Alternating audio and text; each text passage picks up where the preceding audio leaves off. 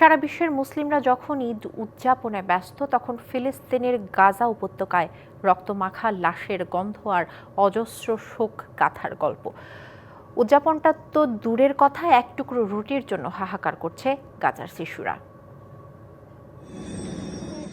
গাজার বাসিন্দা নুহা পরিবারের সাথে সেও দিন পার করছে যুদ্ধ বিধ্বস্ত উপত্যকাটিতে। মধ্যপ্রাচ্যের দেশে দেশে যেখানে ঈদ আনন্দ, সেখানে নুহাদের ঘরে এখন খাবার বলতে শুধু সামান্য লবণ আর এক টুকরো রুটি।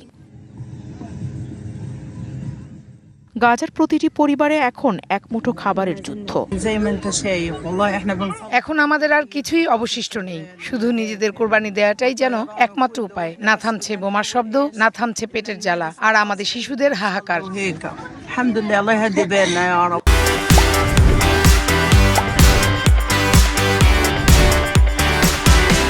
মধ্যপ্রাচ্যের দেশগুলো যেখানে ঈদ উদযাপন করছে উৎসব মুখর পরিবেশে, কিন্তু যুদ্ধ বিধ্বস্ত গাজাবাসীকে ছুঁয়ে যেতে পারছে না সেই আনন্দ।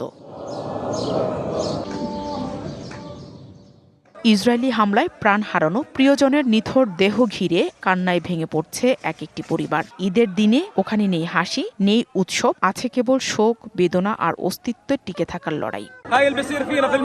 আমরা এখনো যুদ্ধ ও অবরোধের মধ্যে আছি, ক্ষুধা আর নির্যাতনের মধ্য দিয়ে ঈদ উদযাপন করছি। গাজার এই করুণ দৃশ্য যেন পুরনো হয়ে গেছে। 2023-এর অক্টোবরে ইসরায়েলি আগ্রাসন শুরুর পর থেকে একের পর এক ঈদ কেটেছে বুক ভাঙা আর্তনাদে। Nahida Rinthi, DBC news desk.